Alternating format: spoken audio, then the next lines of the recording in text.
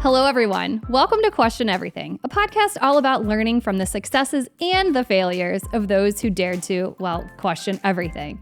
This podcast is part interview, part therapy, and part Price is Right. We have our own game board stacked with questions that'll make even the most successful CMOs totally sweat. I'm your host, Ashley Walters, CMO and partner at Curiosity.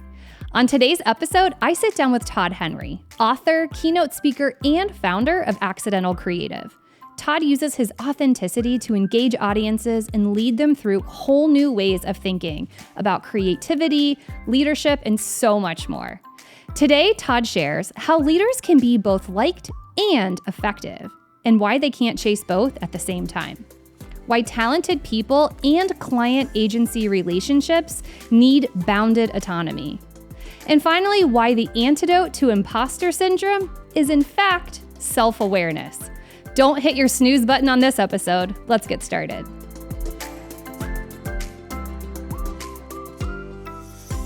Positioning himself as an arms dealer, which we're totally going to unpack that, for the creative revolution, Todd Henry teaches leaders and organizations how to establish practices that lead to everyday brilliance. He's the author of 6 books, and he speaks and consults across dozens of industries on creativity, leadership, and passion for work. With more than 18 million downloads, his podcast, Daily Creative, offers weekly tips for how to stay brave, focused, and brilliant. His latest book, The Brave Habit, offers strategies for rising to important moments in life and work. Todd, welcome to Question Everything. Oh, I am so very excited to be here. Just if nothing else, because of the name alone, like that alone is exciting because I love questions. So yeah, very excited for our conversation. I'm so glad you said that. I am a self-identified accidental creative, which I know we'll talk a lot about today. But I read somewhere that you once said that you strongly agree that the future and the present belongs to the curious. And I'm like, this is going to be a great podcast because I've got an agency here of 80 people who believe the exact same thing. Yeah, absolutely. I do believe that very firmly. I just had a conversation the other day actually with Warren Berger, who wrote the book A More Beautiful Question. And we were talking about this dynamic of asking questions. You know, some people ask questions not because they're really curious, not because they want the answer, but because they want to affirm something they already think, which is a very ineffective way to ask questions. The people who ask powerful questions are those who ask questions out of genuine curiosity and because they want to move the conversation forward in some way. And I've spent a little bit of time with your agency, and I would have to say, I know that that is part of your ethic, that you want to move the conversation forward, that you're coming not only in name, but in practice, you're coming from a place of curiosity. And so I think that's always an interesting thing for us to consider when we're asking a question. Am I asking this question because I really want to know the answer? Or am I asking this question because I want to reaffirm something that I already believe or suspect? The latter is less likely to get you where you want to go. But if you can come from a place of genuine curiosity and ask questions that move the conversation forward, I do believe that the future belongs to you. Oh, I love that. We often will tell clients, you remember the kids who always asked why? We hired them. So even in our recruiting and vetting, we look to see how people ask questions and the kinds of questions that they ask, because I'm with you. I think the more interesting questions you can ask, the more interesting solution you can get to in the end. Absolutely. Well, and I think that the people who ask the best questions get closest to the heart of the matter. They get closest to the metal, as I like to say. And, you know, at some point, unfortunately, I think some people give up. At some point, they feel like, okay, I know enough. I've gone far enough.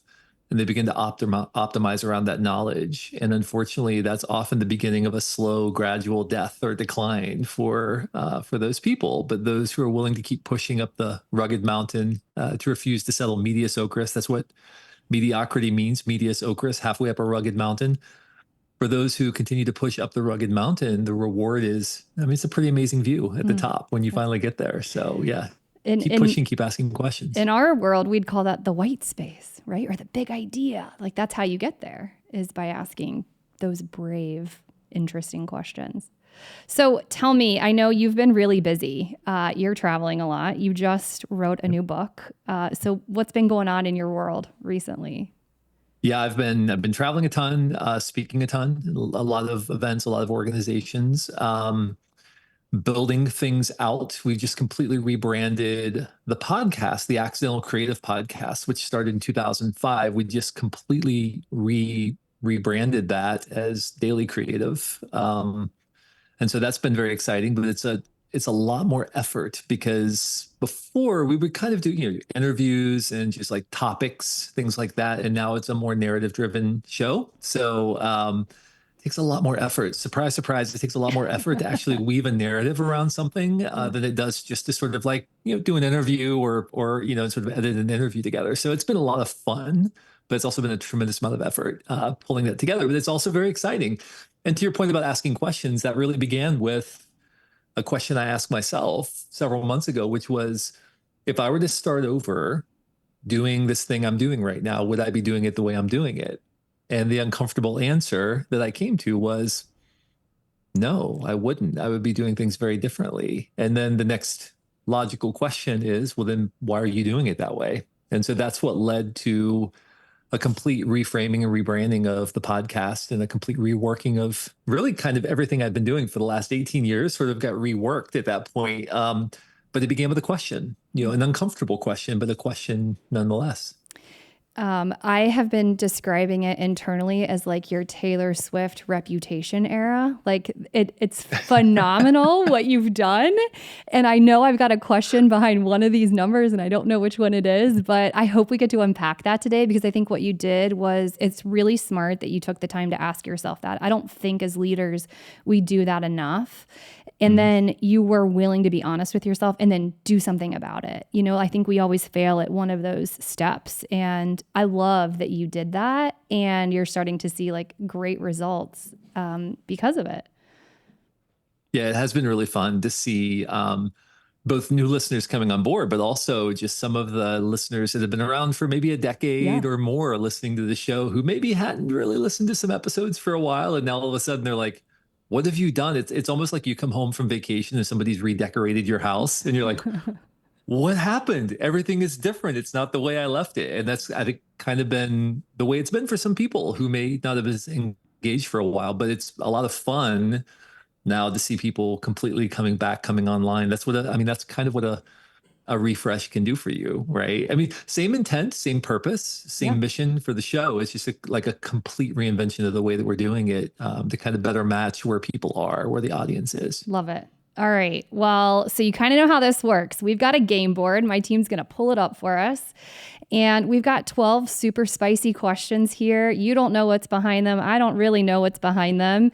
But the power is totally in your hands. So we'll start with what's your favorite number? My favorite number is probably 7 because the Accidental Creatives released on 7/7/11, and I've had a couple of other books that were released on multiples of 7s. So I guess 7 is probably my favorite number since you put it that way. Well, let's start there. How do you feel? Sure. Good. Okay. All right. So you said that as a leader, you can be both liked and effective, but you can't chase both at the same time. So what advice would you have for people-pleasing leaders? Yeah, this is a really great question. There's nothing wrong with being liked. There's obviously nothing wrong with being effective.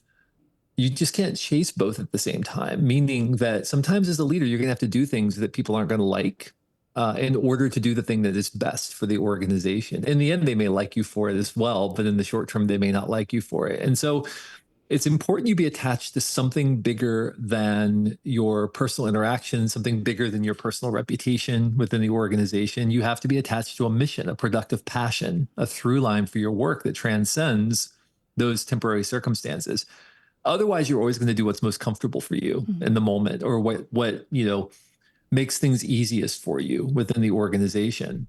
And so my encouragement to people is before you make any decision in the organization, understand the outcome that you're driving toward, understand the core reason that you're making this decision to begin with, and ask yourself, okay, am I making this decision because of the way it will make me look, or am I making this decision because I really truly believe this is in the best interest of not only the organization, but our mission, and ultimately the people on the team as well.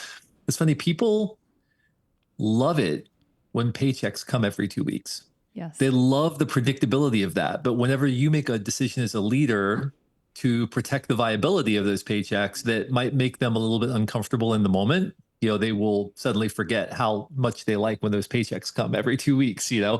And so, we have to recognize in ourselves, we have to sort of parse that in ourselves when we're making decisions. Why am I making this decision? Yeah. Why am I choosing this route? Is it truly because I believe it's the right thing, or is it because I'm trying to curry favor with someone, or I really want to be liked? In The Brave Habit, I wrote about the importance of having the difficult conversation, of ensuring that you're not shying away from it. This is really difficult for people who thrive on being liked, because sometimes when you want to be liked, you might avoid any semblance of conflict. Yeah. But conflict is natural and healthy. A lack of conflict is not a sign of health in an organization. A lack of conflict is often a sign of a tremendous lack of health, because either people don't care enough to fight for what they believe. So they're just kind of like, okay, whatever, whatever you want to do, that's fine. So they don't care, which is not good. That's not healthy. They don't really know what they're doing. And so they don't feel confident enough to argue for something. Or there's no accountability. They don't even know what they're accountable for. So why would I fight for something? It's not my problem. It's somebody else's problem. There will be conflict in the organization, and how you deal with that conflict is everything, really. That's what's going to determine the health of the organization. And it really comes down to being liked versus being effective. That means sometimes you'll have to say things that other people won't like, or do things they won't like, that will create a more effective environment for everyone in the organization. So those are just a couple of thoughts on it. Yeah, that's great advice. A good friend of mine, and she was on this podcast before, Robin Bowler, once told me that you only give feedback to the people you like. And that stuck with me so much, because I'm like, why do we as leaders hold feedback back? Or why are we intimidated to give it? And if you just kind of reframe it a little bit, I think it gives you kind of that freedom to really say the things that are going to potentially even change the career trajectory of a human. I mean, it certainly has mine in my history when a leader has been brave enough to share. I also really appreciate how you're saying it's not one or the other, and that you can bring both into an organization. And I think that's important. We can't rest all the way in one camp or the other, but it's almost like this pendulum a little bit, right? Like you're always on the teeter-totter, but you got to be able to be fluid on both. Yeah, absolutely. Well, and that's the nature of leadership, right? Yeah. You're wrestling with uncertainty every single day. I mean, if things were certain, then bravery would not be required. It's the uncertainty that demands bravery of us. And so, yeah, you're exactly right. It is going to be a fluid, you know, cultures are not static. Yeah. Organizations are not static. You don't figure something out and then just set the thermostat, and that's the way it is for the rest of your existence. So I think that's what a lot of leaders struggle with. I think people have a difficult time dealing with the complexity of human needs and psychology. And then, oh yeah, by the way, we still have to get the work done as well in the midst of all this, because that's kind of why we're here. And so they default to one or the other. They default to, I'm going to be the kind of leader who is just known for getting the work done, or I'm going to be known as the kind of leader whose team just loves them. And we're all just here to grow together and have a great culture. I mean, it's never quite that dramatic, but you do find leaders who sort of err in one direction or the other, because they don't like the ambiguity, the tension of trying to maintain a healthy culture, an open culture, a communicative culture, while also knowing that you have to kind of get more done with less, because that's the nature of most organizations. Yeah. It's that tension that takes a lot of leaders out of the game, I think. I got to ask if you've ever, or like your perspective on this, but I once had a leader, I would say a very ineffective leader, tell me when I asked, so what's your leadership style, and trying to get to know him, he said, I believe people are best led by fear. And have you come across that in any of your learnings and your teachings, a fear-based leadership? And is it effective? Is it a good way to go? Well, first of all, I've never heard anybody articulate that, but I've encountered some people who have led that way. I think that there are some situations, some cultures in which that kind of motivational strategy can be effective. For example, we are going into battle together, and some of us are going to die. Mm. And so I'm going to lead you in a way that will, help you understand the true stakes and consequences of what we're about to do. Yeah. But when we're in the business world, A creative industry. Absolutely not. The creative industry is absolutely not. I mean, I think that is frankly a manipulative way to lead, because essentially what you're doing is you're motivating by fear. Essentially says, I'm going to motivate people by promising them to take something away from them if they fail, right? Versus, let me show you how much more is possible for you if you succeed. You're focusing on the failure instead of focusing on the success. You're focusing on the punishment instead of the vision. And I cannot for the life of me see how that could be an effective form of motivation. Yeah, maybe in the short run, maybe you can squeeze a little bit more out of somebody in the short run, but they certainly aren't going to admire you for it. And they're certainly not going to go the extra mile for you. Yeah. They'll do whatever they have to do to avoid punishment, but they're not going to extend themselves beyond that to try to help you accomplish something you hadn't even thought of. Whereas when you're motivating by ambition and vision, when you're motivating people with an eye toward the infinite game, not just the finite game, in the words of James Carse, popularized by Simon Sinek, where we play the infinite game, which is there's something bigger here that we're all doing that transcends just whether or not we won that client or we won that account. There's something bigger here that we're trying to do to keep ourselves in the game and to try to make the game bigger for everyone. It's just a much more effective way to develop a culture and to lead an organization. And if you look at it, all of the most effective organizations in the world are about something more than just, did we win this account, or did we succeed on this project? Now, those things are important. They're important metrics for us, right, to pay attention to. But that's not the ultimate thing we're doing here. Those things are getting us towards something that we're ultimately trying to accomplish together. Love that. I wish I would have known you. I would have called you and unpacked that as my therapist to get through that time in my life. So that's great. All right, let's go back to the board. Okay. We'll just stay in the row there. We'll do number 3. Okay. I love the psychology on how people pick their numbers. Okay. So you've spoken a lot about self-awareness versus imposter syndrome. And so I want to hear you talk a little bit about the difference and why it's important for leaders to really understand the nuances between the two. They're kind of rooted in the same thing in a lot of ways. A lack of self-awareness and imposter syndrome. There are people who would rather live with perceived invulnerability than actually test their limits and discover they have some. So they would rather pretend like I'm invulnerable, but they never take chances because they don't want to test that theory and find out that they actually have some limits. And I think so imposter syndrome, at the root of it, is this belief that somehow everybody else has it figured out. I'm the only one who doesn't know what I'm doing. Everybody else knows the answer. Somehow they have the cheat code and I don't have it. And so here I am trying to figure it out. That's really at the root of it what imposter syndrome is. It's a belief that I'm overmatched.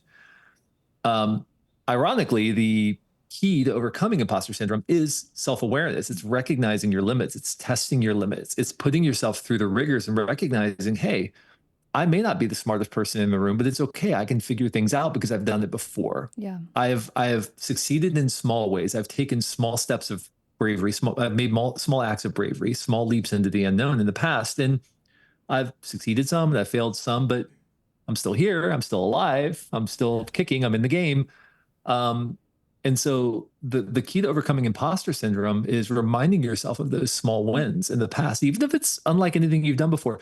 I've stepped on stage in front of, in the room, 10,000 people and 400,000 people watching remotely at like locations, right? Like that's probably the biggest, what is definitely the biggest venue I've ever been in is 400,000 people at once. Wow. It's not fundamentally different from speaking in front of 500 people or 100 people or 50 people when it comes down to the technical nature of like what I do. The only thing that's different is the psychology, right? Where I'm thinking like, oh, an ex-president was just on this stage, or the next person has sold, 17 million copies of their book or something. It's the psychology of it, right? My job is just to remind myself, listen, I've done this 1,000 times before in different arenas, differing, levels of audiences, but all I have to do is step on stage and do what I do because I know I've done this before. That's how we begin to combat imposter syndrome. Imposter syndrome wants to tell me, who are you? Who do you think you are? An ex-president just spoke, and now you've got this person who sold 17 million copies. You only sold 17 million copies of your book. People don't know who you are. Like, they don't know I mean, compared to those people, I just have to remind myself, I know what I'm capable of. I've done it before. I may not be perfectly suited to the situation, but I'll figure it out. I'll figure it out. And so I think that's really self-awareness is the antidote, I think, to imposter syndrome in so many ways, because it's just a reminder to yourself that you're more capable than you think you are. It's so true. And I think that comparison can be like the death of our psychology, right? Like, and after I read this, the way you described self-awareness versus imposter syndrome, I kind of reflected on my own life in my own career. And I have wrongly called it imposter syndrome in many scenarios. And so now, even like if I find myself in a meeting or an opportunity where I'm feeling like that, I'll even just jot down in my notebook, okay, here's a couple of reasons why I'm in this room. I need to remind myself that I actually do belong here, and my voice is important, my opinion's important, and people want to hear it. And so I do appreciate that. Yeah.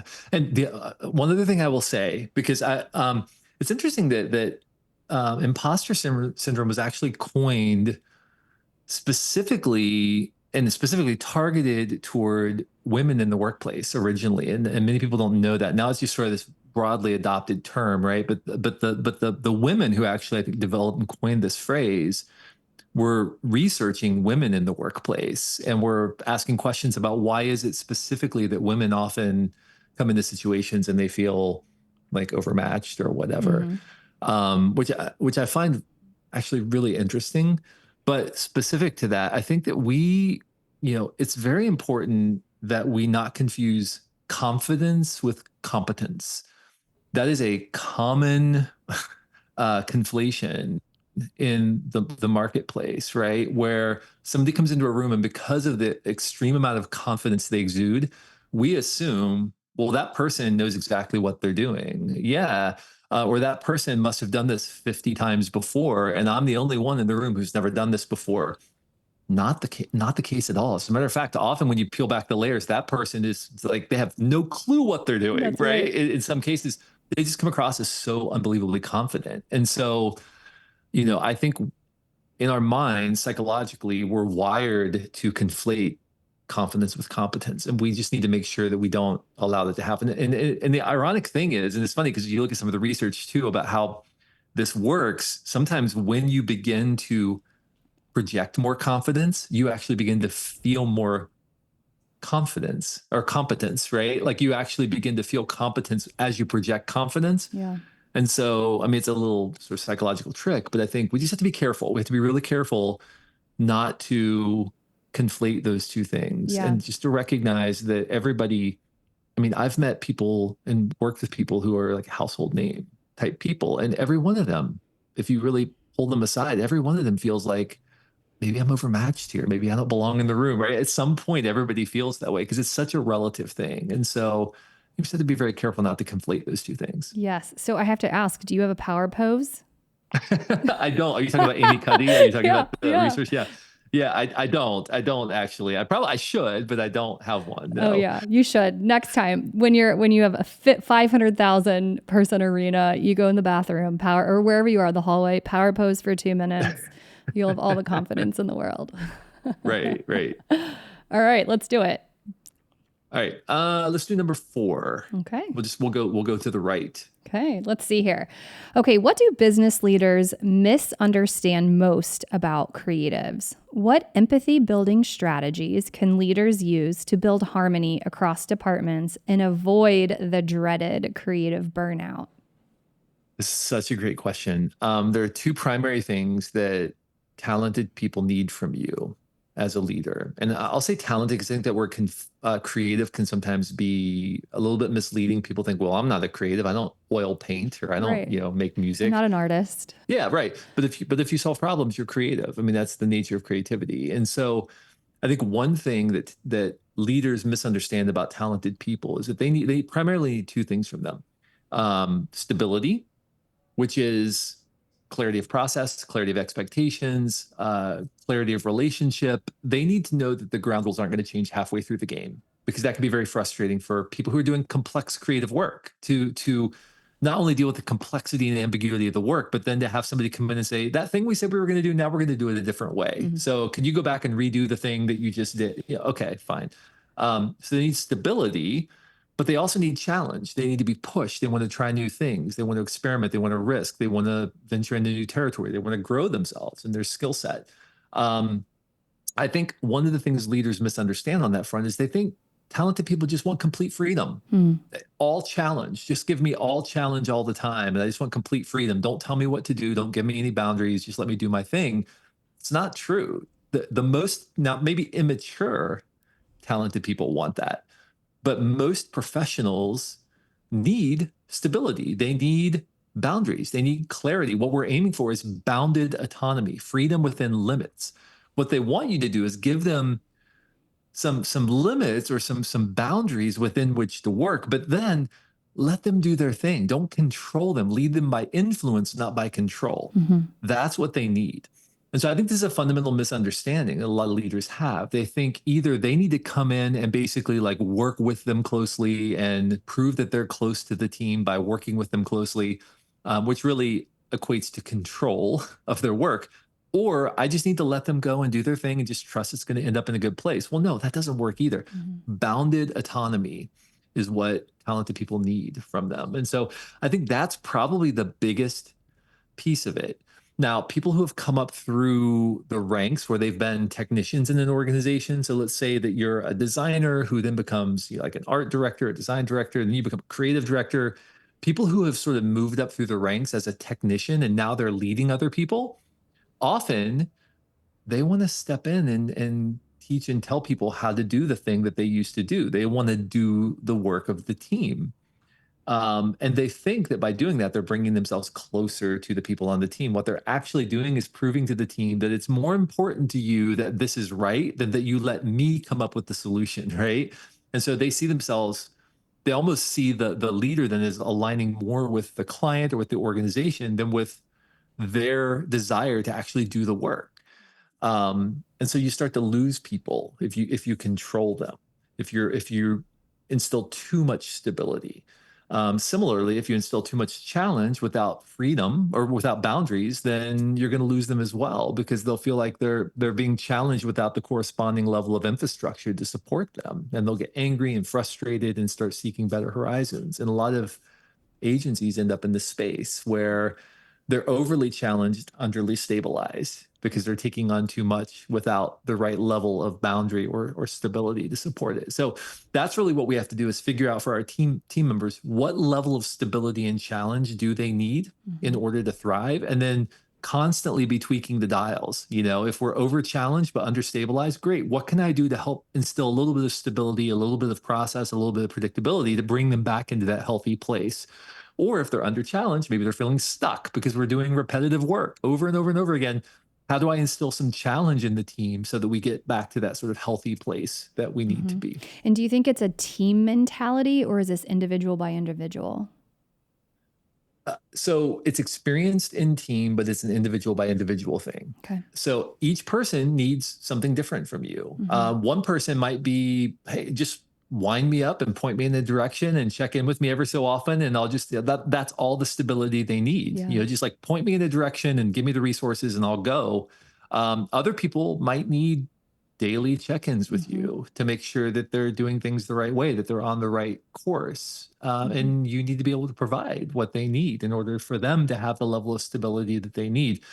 There comes a point where you might need to help them grow beyond that. Maybe it becomes a little too needy or a little too, like it's time to cut the umbilical cord, right? Like, you're fine, you're good. Just go do your thing.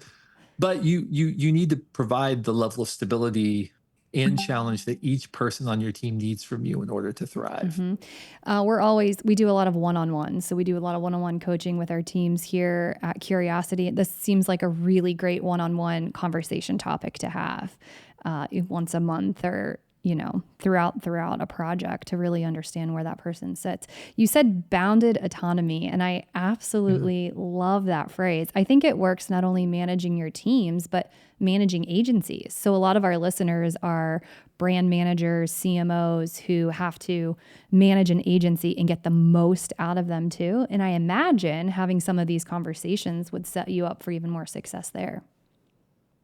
Oh yeah, unquestionably. Absolutely. Because if you have talented people on your team, why would you want to do either of those things? Why would you want to overly control them? In that case, you're not really getting out of them what you hired them for, which is their talent, their brilliance, their perspective, their experiences.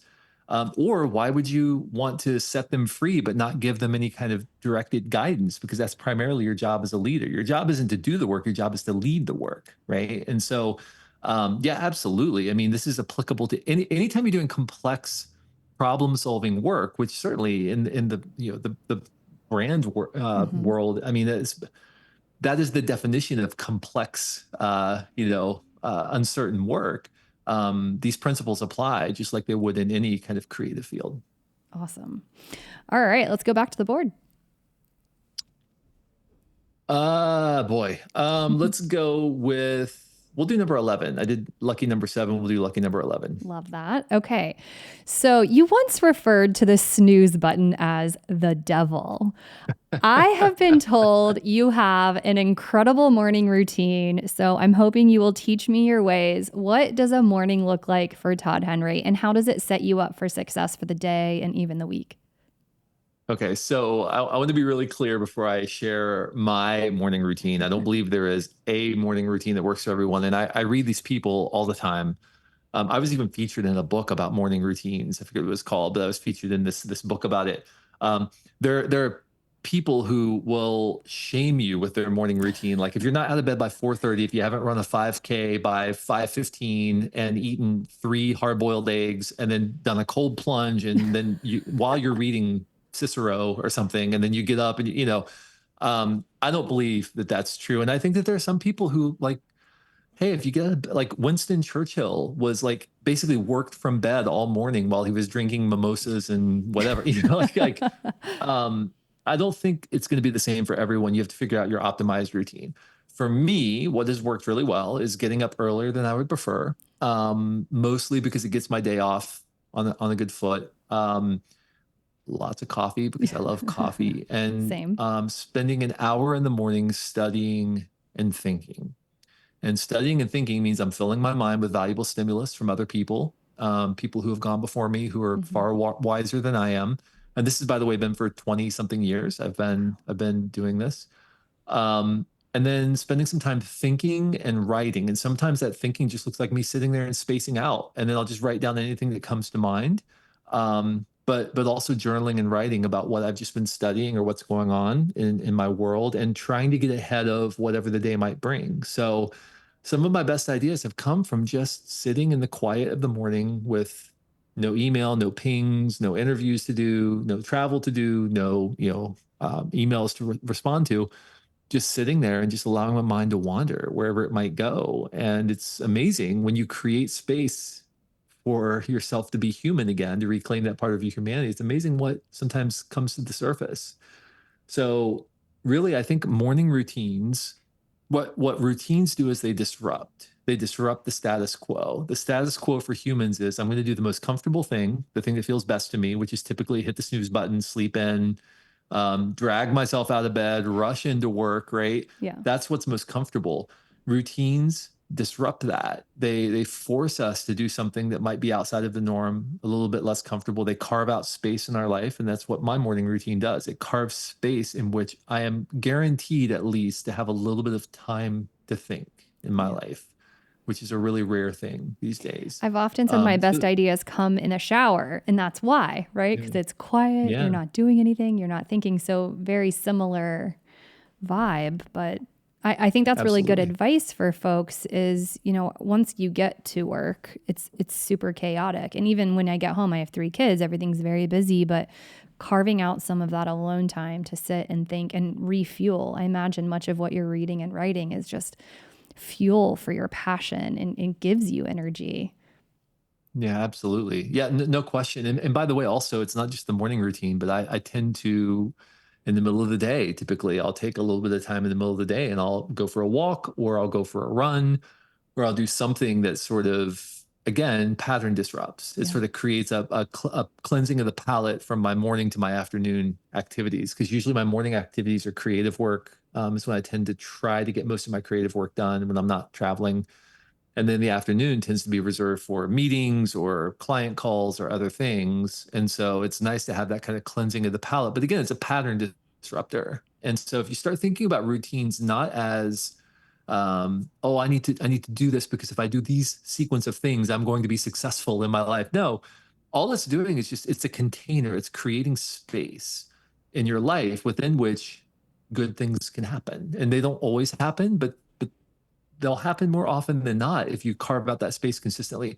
Gretchen Rubin said, "What you do every day matters more than what you do once in a while." Mm. And I think that's true. That means that you do it every day, and some days you're going to have these profound breakthroughs, and some days it's going to be like, okay, I did the thing, nothing really happened. But if you do it consistently enough, you're going to see over time, you're going to see that the water level is going to rise, and occasionally you're going to have these big breakthroughs. Like all of my books, all the ideas for my books have come in at some point in the morning when I'm sitting there doing nothing and I have this like moment, right? Where dots connect. Yeah.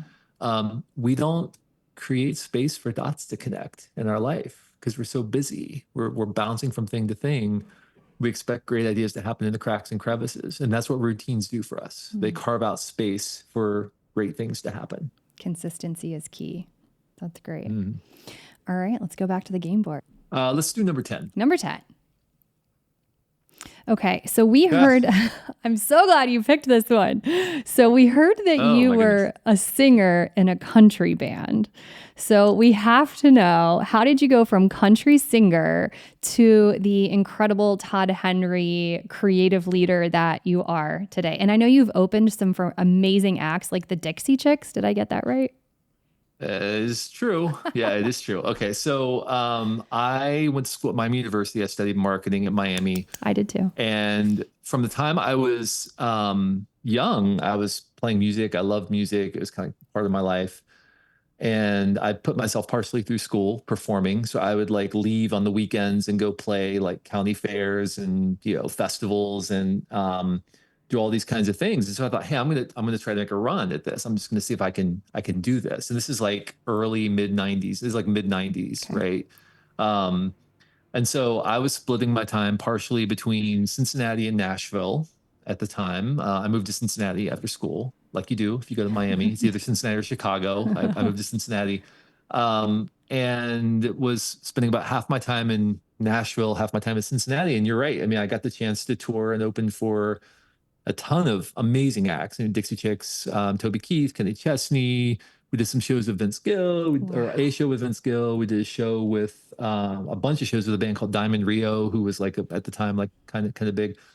Um, I had a bunch of interest in Nashville from folks there, and so it was really fun. Like, really had a chance to kind of do some fun things.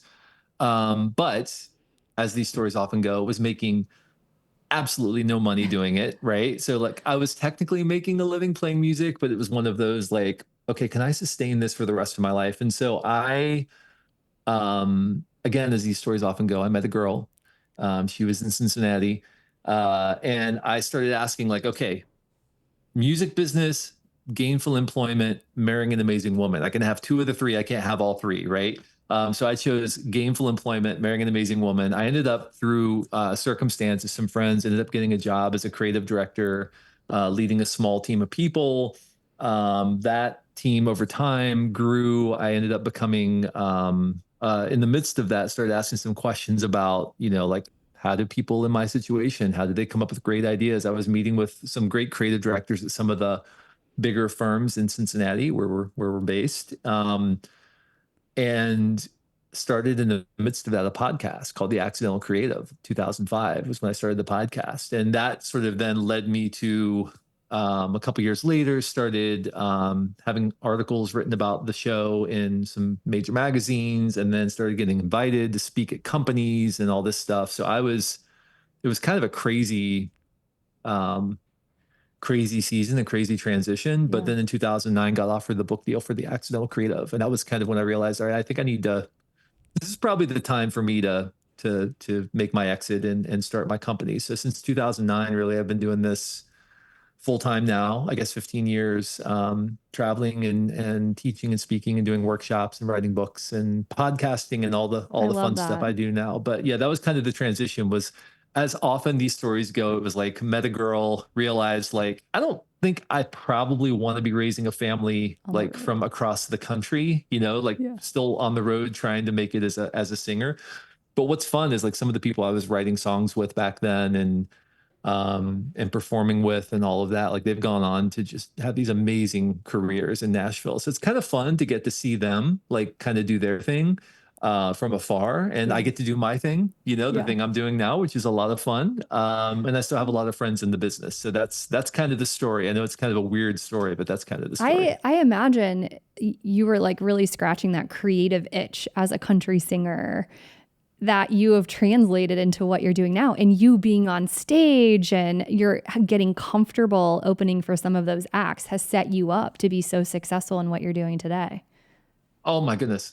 100%. Because when you're the opening act, nobody came to see you. Yeah. Nobody is there thinking like, oh, finally, thank goodness this person I've never heard of before is going to come on and play songs I've never heard before, right?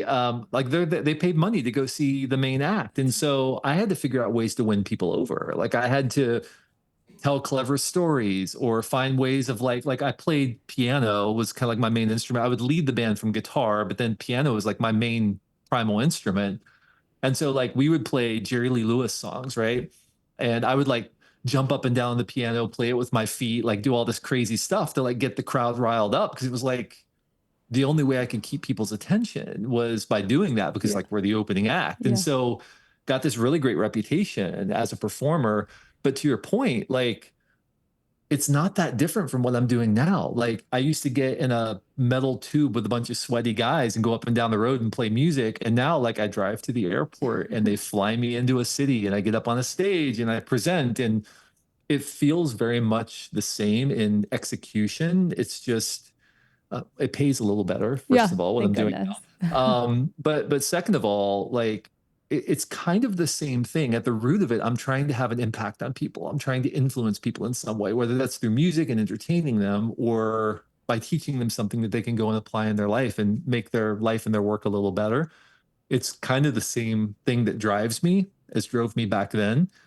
Um, so yeah, it's been an interesting transition with some interesting through lines, Yeah. right? To your point about the creative thing, like the Mhm. being creative on demand thing, like working with songwriters, having to write songs and um, figure out like how to make something work when you're collaborating with a bunch of people, all of whom might have different interests, and now you're trying to write a song together. Like that was a really interesting experiment early Yeah. on that taught me a lot about the creative process. I love that too, because I think a lot of our people have side passions and side Mm, hustles and, call it whatever you want. And I think giving some space for those things to happen can translate into better leadership, better work output, etc. So yeah, I love the through line and thinking how we connect those passions to what we're doing every day. for sure. For sure. Yeah. And by the way, also, your life is a portfolio of passions. Anybody who thinks that your job can contain the sum total of your creative engagement is wrong. They're fooling you if they tell you that. Your job can never contain the sum total, nor should it contain the sum total of your creative engagement. You should have some things you're doing outside of work that fuel you, that feed you, that allow you to express yourself in ways that your job never can contain. Because at the heart of it, you're a creative professional. There are Mm-hmm. two parts to that. Creative, yay, we get to make things. Professional. Sometimes I have to make things I don't necessarily love because that's what the client wants, or that's what the organization wants, or that's what the market wants, right? Like I have to do things sometimes I don't love, Mm, but that's the professional part of creative professional. The creative yes. part cannot be contained by your job. So make sure Yes. you have something in your portfolio that's fueling your creativity outside of your work. Cindy Gallup just gave me some advice and she said, everybody talks about passion, but what I want you to do is go find the thing that gives you rage and go solve that. And I was like, yes. Okay. Yeah. Yeah. Yeah. Compassionate anger. Compassionate anger, not just anger, compassionate, meaning suffer with. Passion, the root of the word passion means to suffer. So compassionate anger means I'm suffering with someone else, meaning I identify something and it makes me so full of compassionate anger that I need to go solve that problem, Yes. right? That's where a lot of the best ideas come from. And I think that's probably what Cindy was getting at. Yes. Well, what a good way to wrap. I am so grateful for your time. But before I let you go, I've got a .fun this or that. Okay, so this is rapid fire. First thing that comes to mind, we want to know a little bit more about Todd Henry. Here we go. All right, guitar or piano? Oh man, that's like hard to, piano. Quiet weekend at home or adventure abroad? Quiet weekend at home. Love that, me too. Writing in the morning or at night? AM. Speaking at a university or at a conference? At a conference because of the multiplied impact. Hosting a podcast or being a guest? Probably being a guest because I'm always surprised by the questions people ask. Well, we are so grateful you were a guest with us today. What's the best way for folks listening to reach out to you and hear more about you? So toddhenry.com is my website. You can find all my books there, my speaking, my everything else I do. The podcast is called Daily Creative. We're on a little bit of a hiatus until May, the first week of May. We're starting season 2 the first week of May, and we'll have 13 fresh episodes. But all the old episodes are still there, available to you wherever you get your podcasts. Awesome. We'll make sure that we link to all of that in the show notes. Thank you so much, Todd. This was great. Thank you. It was a lot of fun. Awesome.